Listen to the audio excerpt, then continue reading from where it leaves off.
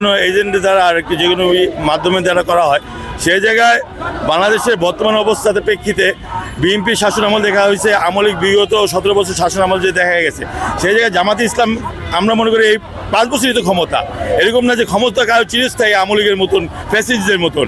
5 বছরের ভিতরে জামাতে ইসলামের যে বর্তমানে ফিল্ড দেশে চাঁদাবাজ মুক্ত সন্ত্রাস মুক্ত করার জন্য জামাত ইসলামকে এই মুহূর্তে দেশের জন্য প্রয়োজন। তারাও তো এগেইনস্ট রাজনীতি করেছে, তারাও তো হাসিনা আমলের ফ্যাসিস্টদের সাথে যুদ্ধ করেছে, মারা গেছে, আন্দোলন সংগ্রামে কম করেনি। এই 2014-18 সালে জামাত ইসলাম সর্বোচ্চ আন্দোলন করেছে, সেই জায়গায় বিএনপি অনেকটা ব্যাক করেছিল, কিন্তু ওই সময় আন্দোলন জামাত ইসলাম সবচেয়ে বড়।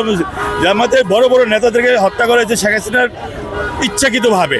সেই জায়গায় জামাতে ইসলামকে বর্তমানে 5 বছরের জন্য ক্ষমতা দেওয়া উচিত। আমরা তো কেউ ক্ষমতা গিয়ে বসে থাকবো না, তারা ক্ষমতা পরিচালনা করবো, আমরা দেখবো।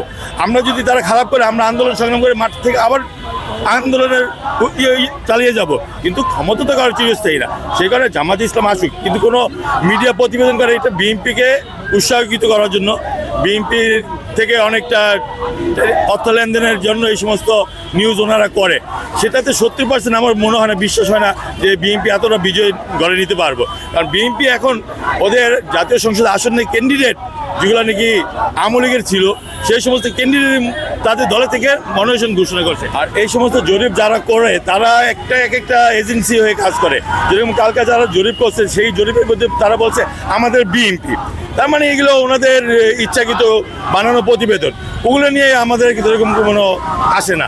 জনগণ হাদি হত্যার বিচার না হলে রাজনীতি ভোটের মাধ্যমে বিপুল অন্যদিকেই যাবে। যারা নাকি হাদির হত্যার বিচারের ম্যান্ডেট নিয়ে ক্ষমতায় গিয়ে বসবে তাদের কি জনগণ বেছে নিবে ইনশাআল্লাহ। বাংলাদেশের মাটিতে আর ফ্যাসিস্ট ওই দলকানা পিপল আমাদের প্রয়োজন নেই।